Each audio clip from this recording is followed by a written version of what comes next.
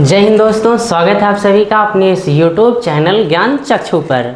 आज हम सब लोग इस वीडियो में देखने वाले हैं भौतिक विज्ञान कक्षा 10 के अंतर्गत उस प्रकाश चैप्टर की शुरुआत करने वाले हैं हम लोग। ठीक है, उस प्रकाश चैप्टर में सबसे पहले हम लोग देखेंगे प्रकाश किसे कहा जाता है। ये जो कक्षा 10 का जो भौतिक विज्ञान है, ये इसकी श्रृंखला चलती रहेगी और इस श्रृंखला का ये आज पहला क्लास है। ठीक है, तो आज पहले क्लास में हम लोग देखेंगे प्रकाश किसे कहा जाता है, प्रकाश के आधार पर वस्तुएं कितने प्रकार की होती हैं और प्रकाश के क्या क्या गुण होते हैं। इन सभी के विषय में इस वीडियो में हम चर्चा करने वाले हैं। तो आइए सबसे पहले हम लोग देखते हैं प्रकाश किसे कहा जाता है। जैसा कि यहाँ लिखा गया है, देख सकते हैं आप लोग कि प्रकाश क्या है। तो प्रकाश एक प्रकार की ऊर्जा होती है जिसकी सहायता से हम किसी भी वस्तु को देख सकते हैं। ठीक है, यानी प्रकाश क्या है? प्रकाश एक प्रकार की ऊर्जा है जिसकी सहायता से हम किसी वस्तु को देखते हैं। ठीक, ऐसे ही प्रकाश के आधार पर वस्तुएं कितने प्रकार की होती हैं, या कह सकते हैं प्रकाश के स्रोत के आधार पर वस्तुएं कितने प्रकार की होती हैं। तो यहाँ पहला क्या है? प्रदीप्त वस्तु। प्रदीप्त वस्तु किसे कहते हैं? तो ऐसे वस्तु जिनके पास स्वयं का प्रकाश होता है।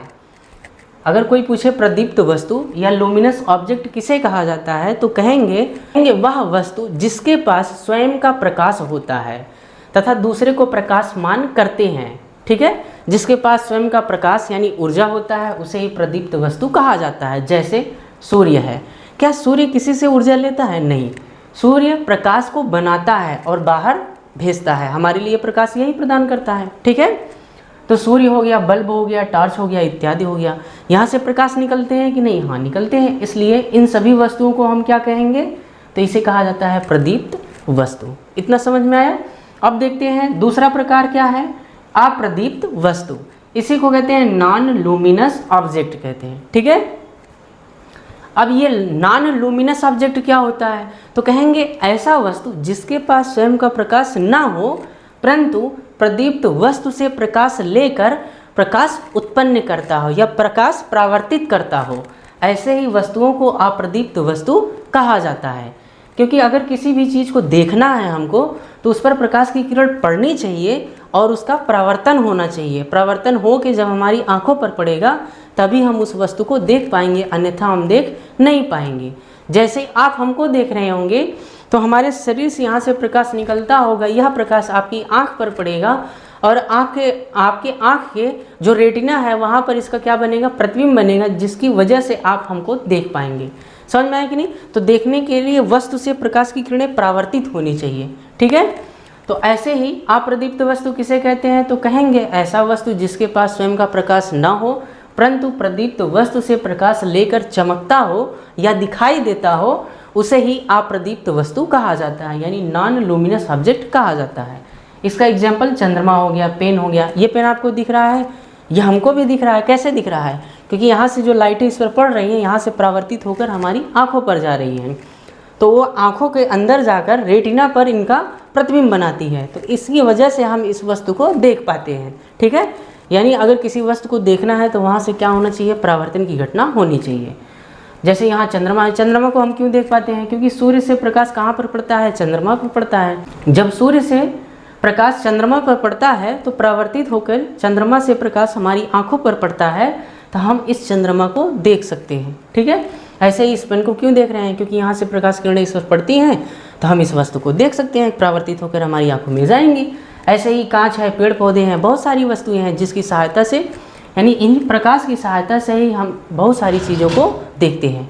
ठीक है, फिर यहाँ लिखा गया है प्रकाश के गुण। अब प्रकाश के क्या क्या गुण होते हैं इसके विषय में हम चर्चा कर लेते हैं। जैसे प्रकाश के गुण में सबसे पहला पॉइंट लिखा गया, आप लोग देख सकते हैं कि प्रकाश एक प्रकार की क्या होती है? ऊर्जा होती है। ये तो हमको परिभाषा से ही मिल गया कि प्रकाश एक प्रकार की ऊर्जा है जिसकी सहायता से हम किसी वस्तु को देख पाते हैं।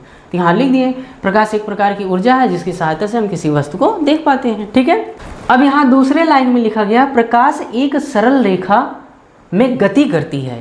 यानी जो प्रकाश होती है ना, ये किरण पुंजों के रूप में चलती है। जैसे हम टॉर्च जलाते हैं तो टॉर्च से बहुत सारी किरणें निकलती हैं, जैसे ऐसे निकलती हैं किरणें। तो ये जो किरणें दिख रही हैं हमको, ये जितनी भी किरणें इसके अंदर होंगी ये कैसी चल रही है? एक सरल रेखा में चल रही है कि नहीं? हाँ देखिए, एक सरल रेखा में चलती हैं, यही लिखा गया है। प्रकाश सरल रेखा में गति करती है। यानी प्रकाश की जो किरण पुंजें होती हैं यानी किरणें होती हैं, ये कैसे चलती हैं, एक सीधी रेखा में गमन करती हैं। ठीक है। फिर यहाँ तीसरे पॉइंट में लिखा गया है प्रकाश के संचरण के लिए माध्यम की आवश्यकता नहीं होती है।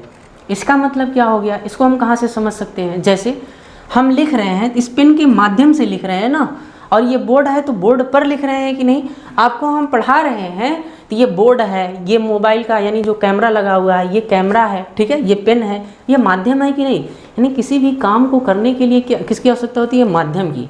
लेकिन ये जो प्रकाश होता है ये जो गमन करता है, इसको चलने के लिए माध्यम की आवश्यकता नहीं होती है। जैसे एग्जाम्पल में क्या समझ सकते हैं, जैसे ये हमारा ब्रह्मांड है, ब्रह्मांड में पृथ्वी है, पृथ्वी के इर्द गिर्द क्या पाया जाता है, वायुमंडल। इसके कुछ दूरी पर वायुमंडल नहीं होता है, यानी कोई भी माध्यम नहीं होता है। फिर भी सूर्य से आने वाली प्रकाश की किरणें पृथ्वी तक पहुंच जाती हैं कि नहीं। इसका मतलब है, जैसे मान लेते हैं यहाँ पर पृथ्वी है, इसके चारों तरफ ये क्या है, वायुमंडल है, लेकिन सूर्य तो इसके बहुत दूर है। तो सूर्य से यहाँ पर ये जो खाली जगह है इस पर तो वायुमंडल है नहीं, तो यहाँ से यहाँ तक आने के लिए क्या माध्यम की आवश्यकता हुई, नहीं, कोई भी माध्यम नहीं है यहाँ। यानी हम कह सकते हैं प्रकाश की संचरण के लिए माध्यम की आवश्यकता नहीं होती है। ठीक, अर्थात कह सकते हैं प्रकाश निर्वात में भी गमन कर सकता है। जैसे यहाँ कौन सा माध्यम है, यहाँ हवा है, अगर हवा को हटा देंगे तो उसी को कहा जाता है निर्वात। क्या कहा जाता है, निर्वात कहा जाता है। ठीक है, तो वही लिखा गया है। यानी यहाँ पर क्या है, कुछ है, हवा भी नहीं है, ना कोई गैसें है, ना कोई कण है, फिर भी प्रकाश चल रही है कि नहीं, वही चीज़ लिखा है, प्रकाश निर्वात में भी गमन कर सकती है। समझ में आया कि नहीं। तो तीसरे पॉइंट में लिखा गया प्रकाश की संचरण के लिए माध्यम की आवश्यकता नहीं होती है, अर्थात प्रकाश निर्वात में भी गमन कर सकता है। ठीक है। फिर इसके बाद देखेंगे चौथा पॉइंट, निर्वात में जो प्रकाश की चाल होती है, यानी कह सकते हैं यहाँ जो हवा है, अगर हवा को हटा दिया जाए इसमें जो प्रकाश चलेगी या लगभग हवा के बराबर ही माना जाता है। तो हवा में जो प्रकाश की चाल होती है कितनी होती है, 3 × 10⁸ मीटर प्रति सेकेंड। अगर इसको किलोमीटर में बदलेंगे तो ये 10⁵ हो जाएगा। ठीक है, तो इसको कह सकते हैं 3 लाख किलोमीटर प्रति सेकेंड। यानी प्रकाश की जो चाल होती है 3 लाख किलोमीटर प्रति सेकेंड होती है। इसको मैथमेटिकली के रूप में अगर लिखा जाए, यहाँ लिखा गया है तो 3 × 10⁸ मीटर प्रति सेकेंड होती है। ठीक है, इस मान को याद रखिएगा क्योंकि ये जो चैप्टर चल रहा है उस चैप्टर में इस मान का बहुत ही प्रयोग होने वाला है। तो निर्वात में प्रकाश की चाल कितनी होती है, 3 × 10⁸ मीटर प्रति सेकेंड होती है। इस बात को याद रखिएगा।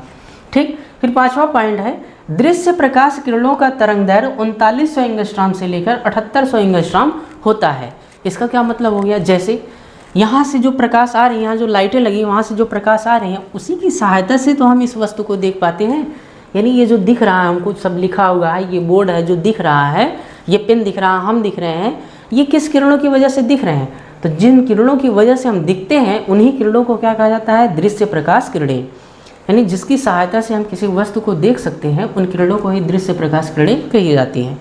इनका जो तरंगदैर्घ्य होता है, क्योंकि ये कैसे चलती हैं, तो विद्युत चुम्बकीय तरंग के रूप में गमन करती हैं। अगला पॉइंट यही है। छठवें पॉइंट में क्या लिखा गया, प्रकाश विद्युत चुम्बकीय तरंग के रूप में गति करती है। इसको शॉर्टकट में लिखा जाता है इलेक्ट्रोमैग्नेटिक वेव, यानी EMW। ठीक है, यानी जो प्रकाश होता है विद्युत चुम्बकीय तरंग के रूप में गति करता है।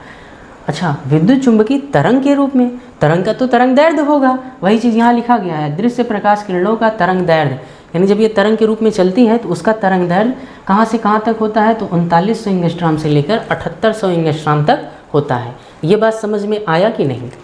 यही चीज़ यहाँ जो प्रकाश किरणें होती हैं, प्रकाश किरणें ये विद्युत चुम्बकीय तरंग के रूप में गति करती हैं। ठीक, यहाँ लिखा इलेक्ट्रोमैग्नेटिक वेव के रूप में, इलेक्ट्रोमैग्नेटिक वेव के रूप में गति करती है, यानी तरंग के रूप में, तो इसका तरंगदैर्घ्य होगा।